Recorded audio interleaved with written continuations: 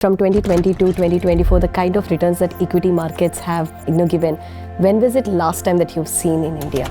No, I think it was one of the unprecedented rallies that we have seen in Indian stock market, and that's also one of the reasons why I'm again stressing that one should not take that as the base case. It was something which was very, very different than what we have seen for the past 20, 30 years.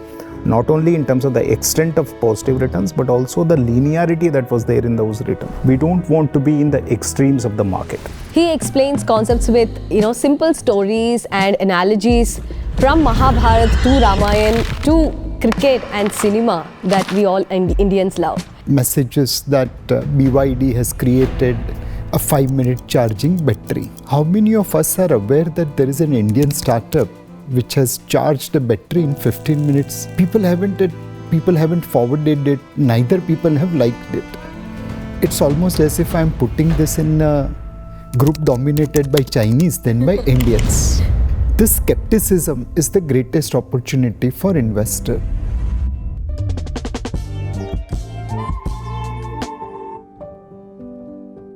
Hello all, welcome to Zerodha Varsity Know Your Fund Manager series. In this episode, we have with us the team of Kotak Mahindra Mutual Fund. As my first guest, I have with me Mr. Nilesh Shah, the MD and CEO of Kotak Mahindra Mutual Fund. Thank you so much for joining, Mr. Thank you, Nilesh Satya, Shah. for having me over here. Mr. Nilesh, he doesn't require any introduction, but if there is one thing that we are very fond of or really want to highlight is his ability to actually simplify even very complex financial jargons into something that every common person could understand is something that we really love. He explains concepts with simple stories and analogies from Mahabharata to Ramayana to cricket and cinema that we all Indians love. It's been really a pleasure talking to you, Mr. Nilesh. Thank you so much. In this Know Your Fund Manager series, we want to bring out the style of each fund house and what can investors expect by investing in their funds. So this is the prime objective. But I want to ask some broader questions about the market. Sure. As per your Twitter profile, you say you're the student of market, but everyone comes to you for the Gyan on markets. So tell us, how do you look at 2025 so far in terms of equity market returns and the experience that investors have been having so far? People who have made money are generally long-term, disciplined investors. And by and large, who have lost money are generally short-term, momentum-oriented speculators. 2025 will be also rewarding for investors and punishing for speculators. When Mohammad Azharuddin scored 3 centuries and on 4th inning he couldn't score a century at the debut, no one said that Mohammad Azharuddin is a bad player. Everyone appreciated that he has a world record. Our Nifty has also created world record by delivering positive return for 9 calendar years straight. In the 10th year, if it doesn't deliver return, it should be fine. So 2025 will be year of consolidation. It will give opportunity for investors to make long-term money, but speculators will get burned by the volatility. I understand. You also keep talking about the India's growth story. You also seems to be very, very positive on that front.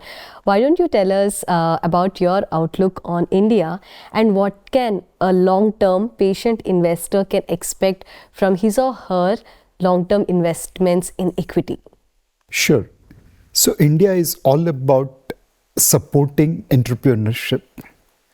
For example, all of us would have received on WhatsApp message so many times messages that BYD has created a 5-minute charging battery.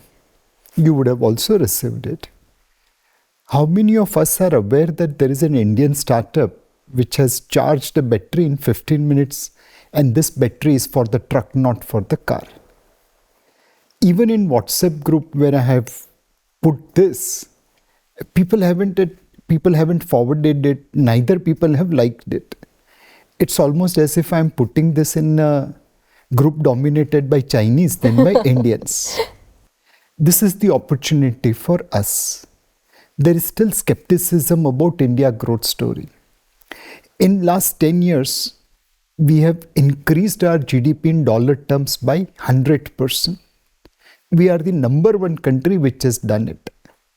We have moved from 10th largest economy to become 5th largest.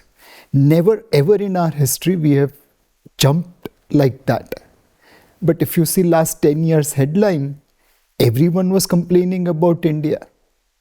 But how can you complain about a country which jumped maximum in its history and which is the number one country in terms of creating growth? This skepticism is the greatest opportunity for investor. In the past, our talent used to go abroad for opportunity because there were not many options in India. Today, talent is staying back, and your company is the perfect example. Who would have thought that Kamath Brothers will create such a great company? That talent is also obviously in need of capital. Earlier, your parents were supporting you, then only you can start your business. Now, if you have idea, you will get money. Again, your own founders, private equity funds support so many entrepreneurs. They are trying to create many more Nitin and Nikhil Kamaths. This talent and capital requires infrastructure. Now, in the city of Bangalore, Mumbai, especially in BKC, to talk about infrastructure is risky. Because all of us have witnessed traffic jams, chaos during monsoon. Very recently, summer rain came in Bangalore and the city got inundated as per what we saw on television. But outside of cities, infrastructure has been built. Roads, ports, telecom, power, metro, airports, they all have almost doubled in last 10 years. Now see if this Triveni Sangam of talent, capital and infrastructure, what it can do. I think India is firmly on its way to become third largest economy in next couple of years, and then will continue to close the gap with second largest economy. You need to invest because it's a journey of $4 trillion economy becoming someday 10 trillion, then 20 trillion, then 30 trillion, and still marching on. The amount of money we have made in a $4 trillion economy, probably 10 times more such money is waiting as India marches ahead. That is the opportunity of growth in India. Coming back to my question, what is it for equity investor? What kind of, I understand maybe you don't want to say exact number, but what is the ballpark number that an equity investor, long-term patient investor can expect? Equity will give the best return, beating inflation and beating most other asset classes. Now, whether it's 8%, 12%, 20%, who knows? It will be function of one, what is the inflation? Because if your inflation, let's say, becomes 2%, then generating 10% is 5 times more than inflation. But if your inflation is 10%, then generating 10% is underperforming inflation. So don't focus yourself on nitty-gritties and numbers. Focus on a bigger story. There are people who will say, oh, I bought at 30, sold at 32. I bought at 50, I sold at 55. I sold at 72. My dear friend, you have made 2 rupees on trade. If you had just sit on your positions, you would have made probably 30 rupees or 40 rupees. Keep the big picture in mind. My answer to every criticizing person is very simple. 15, 20, 30 years down the line, your kids will come and they'll say, hey, mom, dad, when India was becoming so big, what did you do? And then you'll reply, beta, I was waiting for 10% return to come, or I was busy trading here and there. The kids won't have respect for you. So not for yourself, but for your kids, please participate in India growth story. Similarly, can you also give your outlook on other asset classes like debt, gold and real estate in India? Because real estate is also one of the most favorable asset classes for Indians in India.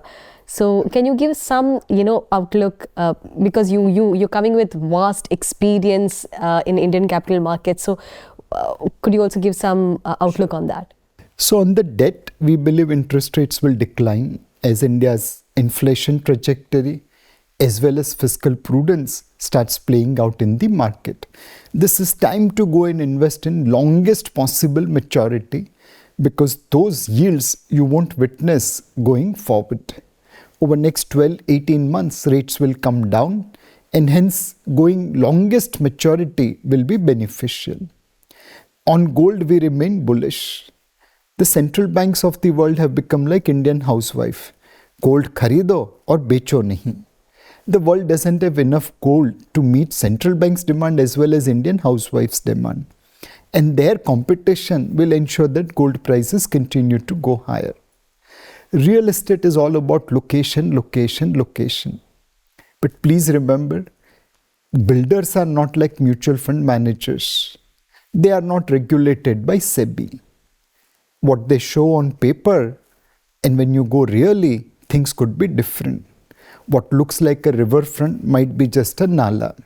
RERA has come and tried to put discipline on many builders, but yet there are many goches which happen in real estate sector. So deal only with respected builders. Deal in projects where you have confidence of execution. We meet so many people whose monies are stuck by investing into subpar projects. Real estate is a large investment. Always deal with respected builders and developers. Makes sense. Now we are in this market where we've seen in the last 6 months we've seen a correction. And I remember reading one of your experiences about the 2008 crisis. You were with ICICI Mutual Fund. You said that during the daytime you used to manage the funds, and during the night time you and your team used to burn the oil and teach investors and distributors that this is the right time to invest, not to sell. In fact, quote unquote, Nilesh would often find himself back in the office day after day with the same clothes because there was no time to change. So I am sure that this was a very tough period for you. But one lesson that you've learned that I understood by reading that article is that it's very important to communicate to investors and distributors on what the expectation should be. Now, being part of the Kotak Mutual Fund, I want to understand what kind of communication that you're actively doing from the fund house to the investors, either in terms of funds or the scheme performance or generally in terms of markets. So one, we always try to speak from the heart. The language of money is the same. If spoken from head, it may not, get reciprocity. Dil se bolo, dil mein utar jati hai. Second, we have tried to de-jargonize our communication. In India, cricket and Bollywood are greatest things which people understand. We have tried to message the same thing in various ways so that people can understand. While a lot of people understand English and Hindi, yet the pleasure of listening in your own mother tongue is always there. We have tried to be multilingual, though there is an obstacle. Some time back I was speaking in Hindi in one conference and someone commented कि ये तो हिंदी में बात करते, इनको knowledge होगा क्या? There are people who believe unless you speak in English, you are not knowledgeable. Despite those kind of barriers, we still try to speak in multilingual language. Most importantly, it is timely communication. Someone very nicely mentioned that you can give the perfect research report in 30 days, but by then prices would have moved and your research report will be of no value. What people need is timely communication, and which is where we use modern technology from social media to email to different communication, leveraging media so that we can reach out to people on a timely basis. So our work is very simple. Let's convert army of speculators into army of investors. Let's try to secure financial freedom for every Indian. And this is only possible if we de-jargonize our communication, if we keep on reaching out to them in a language and in a words which they can understand, and we'll have to build trust. Most people believe we are in the business of managing money. We are actually in the business of managing trust. And trust कोई एक दिन में तो मिलता नहीं है. You have to earn your trust over a period of time. Episodes like 2008, 2020 have given us our trust. In 2020, during COVID, it was difficult to reach out to people. Zoom call had just started. There was no Microsoft team. And yet, day after day, month after month, we kept on passing the message to investors. And today we are seeing the benefit. How effective do you think, Mr. Nilesh, is the communication from the fund houses to investors? Do you think all investors are reading the communications that are sent by fund houses, maybe on a scale of 1 to 10, 10 being the best? So unlikely that people will read all the junk which we are sending. But please remember that I have statutory obligation to send certain things. I have statutory obligation to pass the message in certain language. Now, if you are an investor in, let's say, 5 or 6 mutual fund house and across 10 or 15 schemes, the amount of emails which you will receive is surprisingly not small. So, one communication is statutory regulatory communication. But outside of that, there are so many things by which you can reach out to people. We deal with investors as well as our partners, distributors and advisors. They help us in amplifying our message. Many a times, आप कुछ बोलते हैं, सामने वाला कुछ समझता है. There is always a gap in communication, which is why we try to keep it as much jargonless as possible. Am I 100% successful? Answer is clearly no. But we have to keep on making attempt. It's lage roho munna bhai. Eventually people will understand as long as you are speaking from heart and as long as you are speaking in the language which they can understand. Understood. Now coming to Kotak Mutual Fund's style of investing, a simple Google search will give a result that it follows a growth at reasonable price. I was also talking to Mr. Harsha about it. What does this style entail? And from your years of experience, what are the periods in which this style can underperform, or the periods in which it can outperform when compared to peers or as well as the benchmark? Because mutual fund investors also has to understand that every style will come with its own ups and downs. So your experience says what, and what's the objective of your philosophy? So long back when I was managing money in TMT crisis, we had lost money, and one investor said that, Nilesh bhai, आप वो गलती मत करिए जो मैं खुद कर सकता हूँ. If I am giving money to a professional fund manager, at least avoid making those errors which I as an investor can make on my own. And that has always remained with me. So at Kotak Mutual Fund, we will always invest in real business. And we have avoided so many landmines. One of the bank which spectacularly failed, we never invested.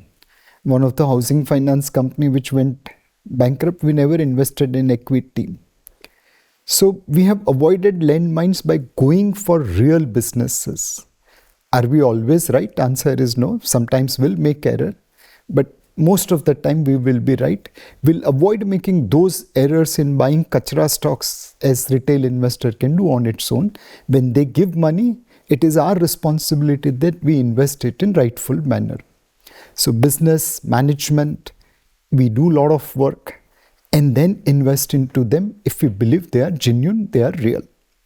Our failures has to be far, far, far lower than retail investors. The second is price is what you pay and value is what you get. Of course, you bought a good business run by good managers. What about good price? If you pay bad price, your returns will be compromised.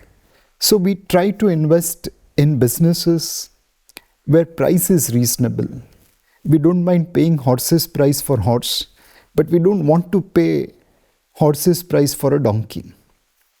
Now, growth at reasonable price is like kind of in between. It's not like value where you want to buy things cheap. We believe market is smart and there may not be many cheap options available. If something is cheap, there is a reason for it. And at the same time, we don't want to buy at any price. Price is what you pay, value is what you get. So effectively, our job is to buy good businesses run by good managers at good prices. Very easy to say, very difficult to do. When will we underperform? So there are mad market, full teji market where momentum stock does well. The donkeys of the race starts running faster than the horses. In that market, we will underperform because we are betting upon horses, not on donkeys. Eventually, donkeys fall, horses continue to run, and people realize, oh, we need fund managers. Very recently, I did an analysis of top 50 stocks which has fallen down maximum over last 1 year in NSE 500. Most of the stocks we could avoid. Were there bad businesses? Undoubtedly there. Were there good businesses at higher valuation which we skipped? Undoubtedly yes. So we not only avoided bad businesses, but we also avoided bad prices, and which is why now across most of our equity funds, we are able to outperform benchmark indices across most of the period since inception. How is it different from being very defensive? See, my job is to make money. I will play ball on merit. If there is a Yorker, I want to be defensive. I don't want to be some macho guy who will hit Yorker for a 6. No, I want to defend my wicket. But if there is a half volley, I will swing my bat with all my might. Maybe I'll get caught out on the boundary, but so be it. I'll still take the chance of hitting a 6. So I'll play ball on merit. I'm here to make money for my investors. Understood. Got it. When you talk about investor and their investor happiness in terms of returns or the experience, I often hear that you actually quote this, which says, Sukasya Mula Dharma, Dharmasya Mula Ardhasya Mula Rajya. What is Dharma? What is, Ardha? What is Raj of Kotak Mutual Fund? Very good question. So, the Dharma of Kotak Mutual Fund, which I have understood from my boss, is that there are 2x2 boxes in life. Your boss is? Mr. Uday Kotak. He said when I joined 10 years back that Nilesh, the first box is Ram box. Bhagwan Ram always had right objectives, and the means to achieve that was always right. He will never ever take shortcut. Try to be always in Ram box. Good objectives, good means to achieve it. But we are in Kali Yuga. So the second box is of Krishna Bhagwan. Krishna Bhagwan's goals were always righteous, but his means one could argue. Like defeating Karna was important to win the war of Mahabharata. So he didn't tell Pandavas before that bhai Karna is your elder brother. He allowed Karna to be killed and then said incidentally he is your elder brother. So sometimes you have to be in Krishna quotient where your goals are right, but means to achieve those goals are not so righteous. But always fight for the right goal. The third quadrant is Duryodhan quadrant. Duryodhan के गोल हमेशा गोल ही रहते थे, dubious. But his means to achieve those goals were always righteous. For example, when he was fighting for his life towards the end of the war, he didn't hit Bhimsen below belt. Bhimsen had to hit him. So never be Duryodhan who is focused so much on the process that he doesn't look at the goal, which was completely wrong. And finally, there is Ravan quadrant. Ravan neither had good goals nor good means. Never ever be in Duryodhan or Ravan quadrant. Always be in Ram, but sometimes Krishna might be appropriate. So that's the dharma of Kotak Mutual Fund. Our goals should be always righteous. My investors should make money. And the means to achieve those goals also are equally important and need to be righteous. But sometimes, yes, it's a Kali Yuga. I have to take some shortcuts. But we will never ever violate the law. We'll never be in Duryodhan quadrant, we'll never be in Ravan quadrant. This simple philosophy has guided us. If my investors make money, if my partners make money, my money will be made. Got it. What is Ardha and Rajya? Uh, Rajya is basically the way we function. Now, I am the boss of my fund house. I am experienced, I am respected in the market. Now, will my view always be correct? If I start behaving in an egoistic manner, how will talent work with me? I'll be the only man running the company, whereas others will go away.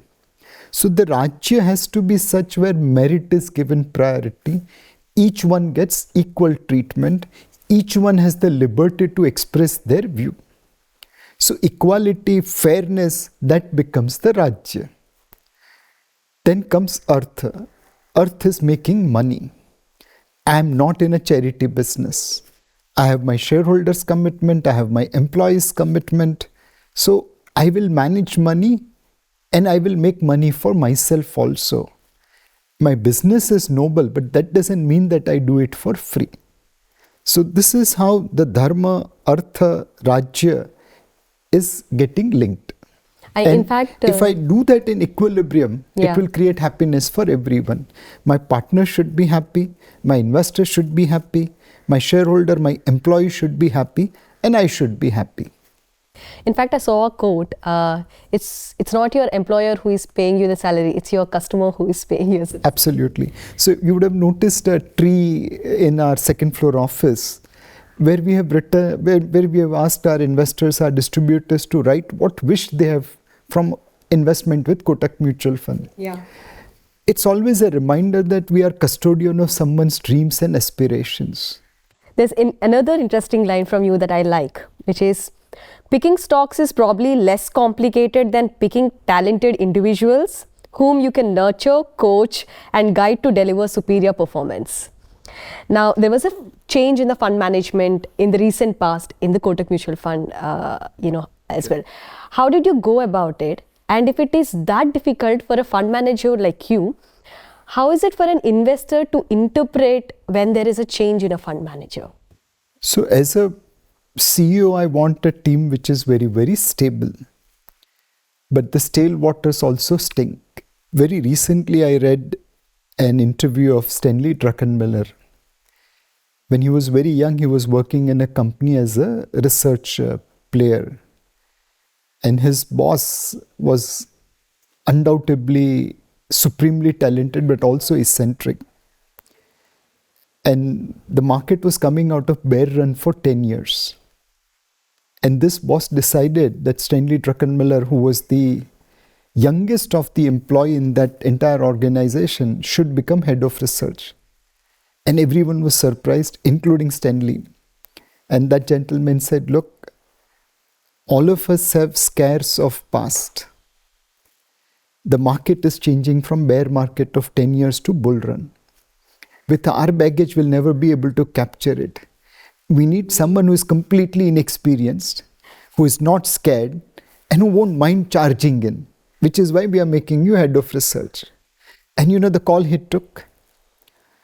In the 70s, the Shah of Iran was thrown out. There was a coup in Middle East, Iran. And the call was, let's go and buy oil. Let's go and buy defense because someday there could be a war. And let's go and short interest rates. Everyone else didn't think it was wise, but Stanley kept on pushing that idea and it was the best trade. So sometimes letting go some talent is important because new ideas, new thought process comes in. So while I prefer stable team, I don't want anyone to live. As a professional, I need to remember that stale water starts stinking, hence some new talent is needed. Number two, what is most important in an organization is culture. There's no way I can guarantee performance based on a person, but I can at least seek that culturally we are aligned and there is respect for the process. I have no control over output, but I have control over process. As long as culturally we are aligned on that process, someday outcome will become good if we are confident of our process. So when a colleague of mine decided to move to a competitor, when a colleague of mine wanted to become an entrepreneur, We wish them all the very best and facilitate it in a manner that it will be useful for them. Then we went out in the market, picked up people who believe were culturally aligned with us, whose mental thought process was similar to us. We are growth at reasonable price investor, no point in bringing value investor or a growth investor. We need people who are aligned with our thought process. Fortunately, market is big, we could attract the right talent, and today our funds are delivering as good performance as they were delivering before. मतलब एक वो पारसी लोगों की कहानी है, when they were thrown out of Iran and they came to Sanjan in Gujarat, they asked the king over there saying that can we settle here, and the king sent a bowl full of milk, and the Parsi Dharmaguru added sugar into it and sent it back. The king was saying that, look, I'm too crowded and I don't have space. And the Parsi Dharmaguru replied saying that, look, we'll mix like sugar is mixed in the milk. When you get new talent, it should be like sugar in the milk. It should make it sweet. It should not make it overflow. Very well said. I think there's a reason why people listen to you, Mr. Nilesh. Also, with Kotak Mutual Fund, just like many mutual funds in India, there are so many active funds also. It's not a debate of whether active or passive works. But if you've been in the industry for quite some time, as an investor, if you have to pick another active fund manager, how do you go about doing your research? So one, I'll go about what is his process. If I'm comfortable with the process, I'll go and invest in the fund. I'll never look at last 6 months, last 1 year, last 2 year performance. I'll simply look at his process and last 10-year performance. How do you go about it? How can I go about it? So for me, majority of people I know, but if I was completely stranger, I'll go and check what they have communicated in their portfolio commentary, in the public interview, and link it with their portfolio. If the guy is saying that I'm buyer of quality and you find kachra stocks, you don't have to waste your time. If the guy is saying that I'm buying of quality and I'm also value investor, then you can't have expensive stocks in his portfolio. That means there's some disconnect. So essentially, what this person has communicated over last 6 months, 12 months versus his portfolio gives you reasonable confidence what this guy's process is. And once you have the comfort on the process, you can invest with the fund manager. If you're not very confident, start small, gain experience, and then you can increase your position. I always have this doubt, Mr. Nilesh. As a mutual fund investor, they invest in these funds thinking that I don't have to do any work because the fund manager will take a call. As the person who visited you said that, you're doing good for him. So do active mutual fund investors investing in active funds should also do that research from their end? How often should they do? Think of us as the manufacturer of pharmaceutical drugs. I'm telling you these are the ingredients. I'm telling you that my factory is fantastic, there will be no contamination. And I'm telling that these medicines are available. Now, which medicine to choose? You still need prescription from the doctor. For your physical health, you never go to the chemist and say, oh, I'm not feeling well today, can you prescribe some medicine? Oh, I have jaundice, can you give me something? No, you go to the doctor, share your symptoms, then doctor writes down, then you go to the chemist. So either if you are a doctor, then please come and select from my shop whatever funds are important for you. But if you are not a doctor, then please go to a doctor first. Share what is your risk profile, what are your investment objectives, why do you want to invest, what if there is market correction tomorrow. Figure that out, get the prescription, and then select whichever is the best medicine suitable for you. But not everyone is interested in going to the doctor. People think that last 6 months performance is indicator of future performance. They don't realize that we always say mutual funds are subject to market risk. There's no guarantee that past performance will be repeated in future in the time frame that you have in mind.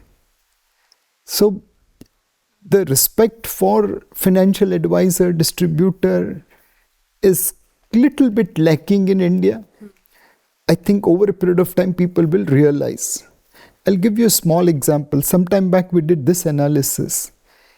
Everyone of our background, when they started their job, the parents said, "Beta, PPF mein invest karne ka." I also opened PPF account not only for myself, but for my wife and my 2 daughters. You see the gap between PPF investment versus equity-linked savings scheme. Both were giving same tax benefits. Yeah. Over 25 years, the gap between a PPF investment of similar amount versus an average ELS scheme was about 3 crore on an investment of 37.5 lakh rupee. Wow. Over 25 years, 37.5 lakh rupee became about crore plus in PPF. It became 4 crore plus in ELSS. One simple mistake, which all of us have committed, could create such a big gap on your wealth, which is why going to the doctor is very, very important.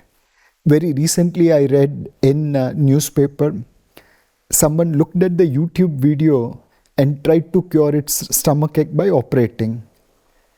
I mean, please don't make that mistake. YouTube video देख के आप operation नहीं कर सकते. You need a doctor. Understood. Yeah. I just want to lighten the podcast. If I can have the liberty to ask you to give only wrong answers for these questions. Do you lose sleep when markets are correcting? Wrong answer. Well, I lose sleep when I call it my daughter, but she's actually my dog.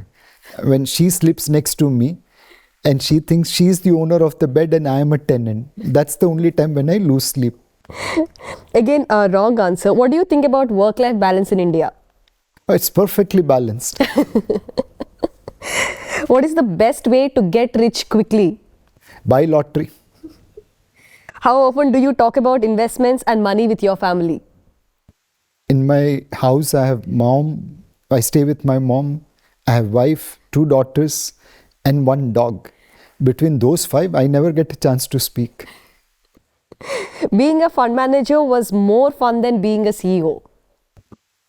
Now, CEO is fun. I can order people. As a fund manager, I was always at the receiving end. Got it. Cool.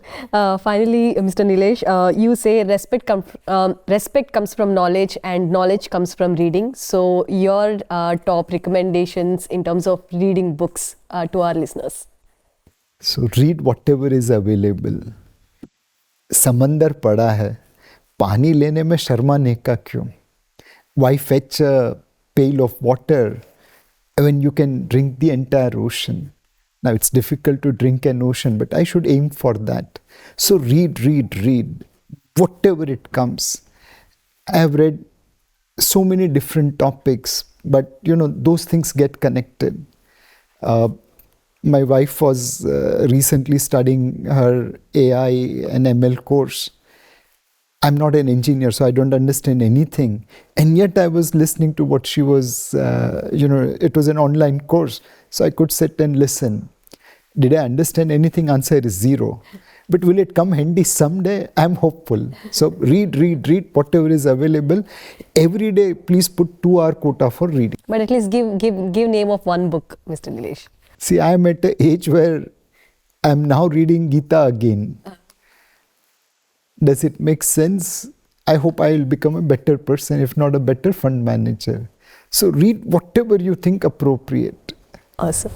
Thank you so much, Mr. Nilesh Shah. Thank you so much. It's been really helpful. Thank you. Thank you. Currently, I have with me Mr. Harsha Upadhaya, the Chief Investment Officer of the Fund House. He's been with the Fund House for more than 12 years, since 2012, and has been currently managing 6 schemes. A graduate, an engineer, he's taken interest in the capital markets and pursues CFA and also has a degree from IIM Lucknow. Thank you so much, Harsha. Thank you so much for joining us today. Why don't you tell us a little bit about your background in how you have actually taken interest in the capital markets? This goes a long way back. I did my graduation in engineering, and at that point of time itself, I had quite a bit of interest on stocks and stock market, etc. And then I pursued my MBA, and as the luck would have it, I did my summer internship in an equity research firm. So that actually made me a lot more interested in equity research, fund management, etc. And I also appeared for another equity research interview during my campus placement, and I got through. And for the last almost 30 years, I've been either in equity research, that was the early part of my career, and then on in portfolio management. So it's been quite a journey. Just like capital markets evolved, I'm sure that your investing style and the investing journey has also evolved over the years, must have evolved. At Kotak Mutual Fund, if you do some Google research and, the results show that it follows a growth at reasonable price investing style with emphasis to quality. So why don't you tell us, when you joined Kotak, how has the style been and how has it evolved over the years, and why did the fund house stick to this particular style? No, we have always maintained investment discipline, and we have always followed growth at reasonable price. The reason for following this is this investment style, according to us, has lesser peaks and troughs. It's not as volatile as other investment styles. For example, you can also bet on pure quality, high growth, high multiple kind of businesses, right? Yeah. If it's a concentrated portfolio of such businesses, the extremes would be a lot more than what you would see in a growth at reasonable price. Similarly, if it's a value-oriented portfolio, again, there will be periods of time where value may not work and your portfolio would be at one particular extreme. Yeah. What we are trying to do in growth at reasonable price philosophy, growth at reasonable valuation or price, whichever way you want to look at it, we don't want to be in the extremes of the market. There could be a lot of stocks which are exhibiting high growth, but they are very, very expensive today. Right? We want to avoid that. Similarly, there could be a lot of companies which are not doing well today, and expectation is also that maybe in the foreseeable future they're unlikely to do well, but there is a lot of value in them. When that value gets unlocked, still a debatable question. In that case, our core of our portfolio will be in the middle of the basket, where there is growth and also there is reasonable comfort on valuations. We may have some value stocks, we may have some expensive stocks which are growth oriented in the portfolio, but the core of the portfolio is going to be growth at reasonable price, and that's what our investment philosophy is all about. And we believe that this has lesser cycles, and the sharpness in cycles is also that much more less. So it's less volatile as an investment style, and India has always been a growth oriented market, right? India has always favored growth stocks, so to that extent tilt is always going to be growth, but at a reasonable valuation. Harsha, that's very well explained. The reason why we are doing Know Your Fund Manager series is because we want to bring out the style of each fund house, their investment philosophy, and what can investors expect when they're investing in their funds. Because by now our listeners understood that every cycle has its ups and downs. And now since you're saying that you follow growth at reasonable valuations, which is in between, and the reason for it is that you want to avoid sharp up moves and sharp, downs as well. So can we expect, can an investor, when they're investing in your funds, is this what they should expect, that in a bull market, rising bull market, it may not give returns just like any momentum fund can give, but at the same time, in a correcting market, it may not fall as much as other, as I said, momentum funds can fall. Is that the expectation that one can have? Yeah, our endeavor through our investment philosophy is to avoid some of the extreme outcomes. Whether we are going to be successful or not, only the time will tell.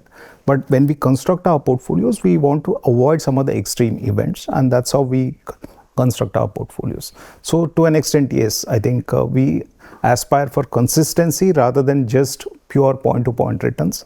Returns always need to be seen in the context of how much risk has been taken. So our focus has always been risk-adjusted returns. So we want to avoid some of those extreme outcomes in our portfolios. Got it. Could you also give us some idea about how do you go about picking the stocks? I understand, when you already mentioned that the style is growth at reasonable valuation, but I think what really differentiates a fund manager to fund manager is the way they execute the particular style. So could you give us some idea about how you go about picking stocks at Kotak Mutual Fund, and how does this, run into different schemes that you have at the fund house? So the underlying philosophies of growth at a reasonable price After that, we evaluate three important or critical factors: business, management, and valuations. Right? When we look at business, we see how scalable is the opportunity, how competitive is that particular business within the industry, what are the kind of growth possibilities available for the particular business, and the entire business landscape for that, right? And we also evaluate management after that. Business may be very good, but does the management have the bandwidth to really grow to the next size? Whether they are really aligned with the minority shareholders in terms of their approach, what is their governance, what is their capital allocation policy. That's very, very important, because when you want to grow to the next level, you always need to invest. And if those decisions don't work for you, then whatever growth you have seen in the past may not come through, or may not come through at the same rate as what you have seen in the past. Right? So capital allocation decisions, I'm just listing out a few of those. Once you are confident on the business, on the management, then you look at valuation. That's the final filter. Then you analyze valuation and see whether you are paying right amount of value for that particular business, or you are paying expensive price. That decides the final allocation into the portfolio. So these are the things that we look at. I think as a fund manager, I mean, as an individual investor, I think one have the luxury of buy and hold for a long period of time. But I don't think, as you know, for someone in the fund management industry, there is this luxury of buy and hold for a long time. No, we always do that. We always do that. If you look at our portfolio turnovers across our portfolios, most of our strategies would have 25 to 30% portfolio turnover on an annual basis, which means that on an average, our stocks remain in the portfolio for about 3 to 4 years, which is pretty long. There have been many stocks in my portfolio, for example, which I bought when I joined Kotak 12 years back, and still continue to be in the portfolio. The weights may have changed, obviously. So as long as we are comfortable on the business, comfortable on the valuations, we don't completely exit. At higher valuation, we moderate, or when we see some short-term headwinds, we may moderate and do the reverse when things improve, etc. But only when we believe that valuations are completely exorbitant, or there is a better relative opportunity which can give you better wealth creation opportunity, or the business itself is undergoing such a change that it cannot come back, then we completely exit those stocks. So to that extent, our portfolios compared to our peers in the industry will always have lower portfolio turnover. That's one of the other things that we focus on. When we buy the stocks, we want to be sure that we are buying it for the long term, rather than what's going to happen in the next quarterly results or the next month. Understood. If you have to talk about your schemes which you've been running for a long period, which is like Kotak Flexi Cap and Kotak Equity Opportunities Fund, could you tell us how the framework is for these two particular funds? So see, as I said, the investment style remains the same for the entire Kotak Mutual Fund. And the mandates are very clear. Kotak Flexi Cap, as the name suggests, it's a Flexi Cap fund, comes in Flexi Cap category. Whereas Equity Opportunities belongs to large and mid category, where a minimum of 35% always have to be in large cap and mid cap category. So those are the basic differences. Then we have got different internal limits in terms of what kind of allocation we would do in certain market caps, what kind of allocation we will do in terms of individual stocks, what are the extent of overweight, underweight that we would take in each of those portfolios, etc. So that happens. So essentially, from a risk return profile perspective, if you look at Flexi Cap, since we are managing it as 65 to 75% being in large caps, it's a predominantly a large cap oriented Flexi Cap scheme. So why is that, Harsha? Because we have seen that over a cycle, the one is we do take sectoral deviation in that fund, right? So when you take sectoral deviations, there is always a risk of going right or wrong equally. Okay. On top of that, if you also take capitalization deviations, and if you believe that you are going to move from small to large and vice versa, that's not going to happen in every cycle, right? That's where the risk of the portfolio increases. What we have seen over a long period of time is, if you take certain amount of sectoral deviation and keep your large, mid and small allocation within a range, we are not sticking to one particular number, but broadly in a range, that helps you manage the overall volatility of the fund, and it has proven over a period of time. Right? So that's the reason. So that's how we manage Flexi Cap. As far as Equity Opportunities is concerned, you have to have 35% minimum in two buckets, large and mid. But there will be times where you want to go overweight on one of those, right? The rest 30 can go into any of the segments that you want to overweight on. Yeah. That's how we manage that. Going by the past, even in the Kotak Equity Opportunities Fund, where has the overweight been leaned towards? Is it large cap or mid cap mostly? It keeps changing from time to time. If you look at it currently, we're at the lowest level for mid caps, as you would have seen our monthly outlook, etc. Over the last several months, we have been saying that large caps have given relative valuation comfort vis-a-vis mid and small, and that's what is seen in the portfolio as well. We are tilted more towards large cap at this point of time, but it's just because of the market phase, right? Tomorrow, at some other point of time, you could be very different in terms of allocations. Yeah. So what you cannot do is you cannot go below 35 each in large and mid. But whether you want to be higher, how much higher, etc., that depends on the relative attractiveness of these two segments. Could you tell, to what investors does this flexi cap is more suitable, and to what investors is this large and mid cap more suitable, and what should they expect when they're investing in as this? I was saying, from a risk return profile, if you look at flexi cap, it's a little more conservative than equity opportunities because of the higher large cap proportion that we keep. So I would put it maybe just after the large cap category from a conservativeness perspective. That's where it would fit in. Large and mid cap category would be one step above in terms of risk return profile. It will always have certain amount of mid caps, right? So to that extent, even if you have a scenario where valuations are high or the business and the economy are not doing well, even then you have to keep a minimum level. So to that extent, it comes with a slightly higher degree of risk. Got it. Could you also tell us, what do you do on a day-to-day basis as the Chief Investment Officer at the fund house? See, we manage portfolio, so it's not a 9 to 5 job. We have to do that all through day, even night. I mean, there is something or the other that keeps on coming in terms of new developments or some thoughts that you want to keep analyzing in your mind, etc. So it's never been a dull day. So we start our day early in the morning looking at developments that have happened in the previous day. It could be company related, it could be industry related, it could be just the portfolio review that you want to do, any of those, right? So we do engage with our research team and try to understand what has happened in the previous day and how it could impact going forward. Not just that particular day, but how it will impact over a period of time. Yeah. That's the beginning of the day. And then you start taking decisions if required on the portfolio. And the day continues. I mean, even during the day, there could be some events or some developments that happen. You try to analyze them, you read reports, try to understand businesses. Despite it's a long-term buy, you still have to analyze for most of the holdings that what's happening on a day-to-day basis. Of course. And not just what you have in the portfolio, but also there could be opportunities lying somewhere else, right? So you need to keep looking for those opportunities as well. So it's a continuous exercise in that sense. Could you also talk about other flagship schemes of Kotak Mutual Funds? Maybe, for now, maybe we can stick to only equity.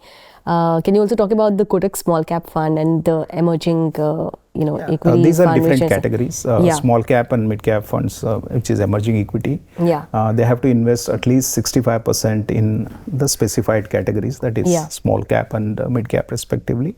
And the rest of the allocation can go into large or the other segment. Yes. So that's how it is from a SEBI mandate perspective.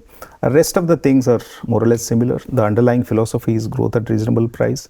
We still look for companies which have compounding characteristics. We just don't keep chasing momentum or keep changing our portfolio. We try to build a portfolio from a reasonably medium-term perspective and continue to monitor. And if it works, we continue to hold on. And generally, you will see our portfolio turnovers being on the lower side across our portfolios. Got it. But these two schemes you are not directly managing, but overseeing as a chief investment officer. So could you also tell how the other two fund managers managing the mid cap and small cap are slightly different than you in terms of managing the portfolio? Every individual is different. So to that extent, there will be those biases that come in. But what goes in terms of the inputs, that remains the same, because the research is common for all the fund managers. So the 20-member research team, which is giving research inputs, that's a common team, and the recommendations are common to everyone. That's point number one. Second, there are also SEBI mandates that you need to adhere to. Yeah. So beyond that, you can't do, whether it's A fund manager or B fund manager, you can't really breach those mandates. And the third is we have also put in individual limits or the guidelines in terms of how each of these mandates have to be managed. So that's why whenever you see a change in fund manager, that doesn't really impact our investment process or the thought process that we have.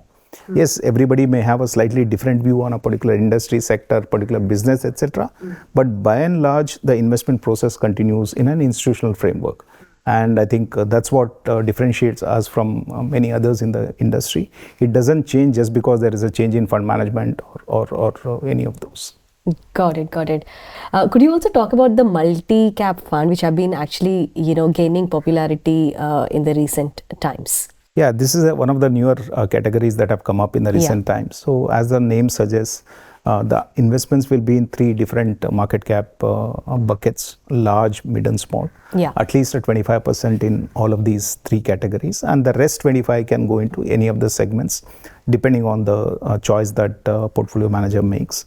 And currently, if you look at our multi-cap fund, we have been at the lowest level for mid caps and small caps. As I said, our relative valuation comfort is in large caps. So just as the same understanding as Flexi cap. That's right. That's right. So the larger proportion is in large caps, and it's the current allocation. What happens in future, it could be very different. Even in the past, it was quite different. Yeah. Right. And the way we look at our market cap allocation in this fund is we have a proprietary model which tells us at what point of time one needs to go overweight on a certain basket. Right. When the valuations are comfortable in a particular market cap, it suggests going there.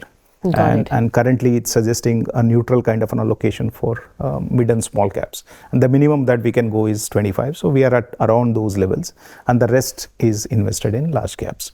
And as the market valuations change, as the growth trajectory changes, the model may also suggest a different kind of an allocation. And then we will change that in the portfolio as well. But what stocks we buy, it's again a portfolio manager's decision, is not driven by the model. Only the allocation is it 100% model driven?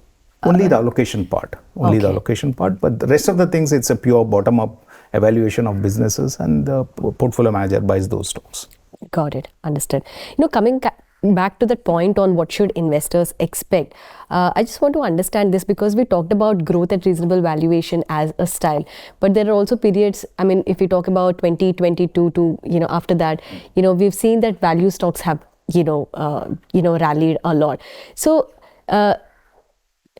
my point is, mutual fund investors, they don't have to have a conviction on the stocks, but they should have a conviction on the fund manager that they're investing in. I think so it's just that the route could be different, right? And finally, we are all attempting to do the same, which is trying to beat the market, right? Yeah. And then the investor need to choose what strategy fits him the best. Right? Somebody may have very, very aggressive style. Yeah. They may not look at downturns, but they want to make a lot of money during a bull run. Right? For them, any strategy which is momentum based is the best strategy. But they should get out of those funds or the allocations at the peak of the market. Right? The timing becomes crucial for them. But if somebody is building wealth for the next 10 years, 15 years, 20 years with minimal amount of extreme outcomes, then I think what we are following should work, and that's what is seen. And they shouldn't panic, when one particular style is working well and the mutual fund or the scheme is not actually.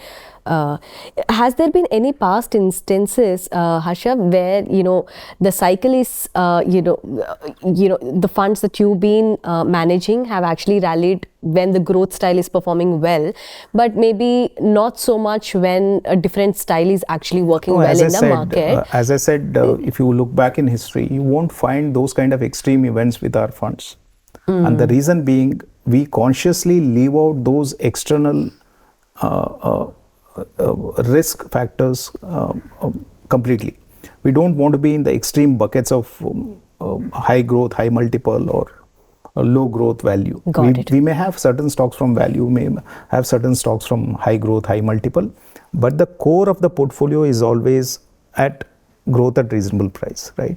So to that extent, the overall risk of the portfolio is much lesser than whether you follow a growth strategy or a value strategy, and it's a conscious decision. It's not that it's going to work all the time, But more often than not, probably this is going to work, and also we are probably reducing most of those extreme events. Extreme events. Got it. That makes a lot of sense. Just last one question. If there is a investor with about 3 years of experience in the markets have come to you, because in the last 3-4 years markets have been really good. If that person comes to you and actually little concerned about the current market scenario, what are the funds that you would suggest, categories of the funds that you would suggest one to invest in? First of all, if somebody is looking at only last 3 years returns and expecting that to continue, or expecting that is the reality of the market, that's not going to be, right? So if you look across cycles, there have been very good positive cycles, there have been drawdowns in the market, and when you invest for the long term, you have to be ready for both. But where the valuations are today and how we have seen past returns being made, I think at least in the immediate next 1 year, one needs to be a little more conservative than what they were in the past.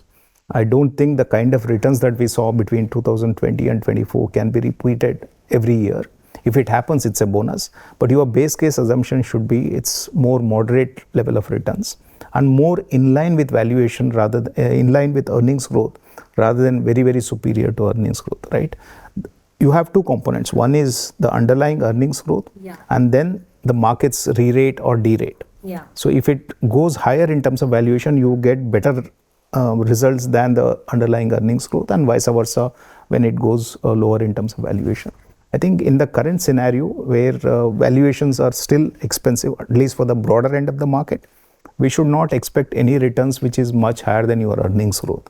I think all eyes should be on the earnings growth, and we should. Could you also give some, ballpark number on what has been the earnings growth in the past for India, and what is it expected? See, when you look at the very long term, it's been about 13.5%, and that's what when you look at 25-30-year returns, that's this is how for the whole market. Yes, Okay. that's how equity returns have been for that long term. But there have been periods of 1 year, 3 year, 4 year where markets may have fallen, may have gone up substantially higher, etc.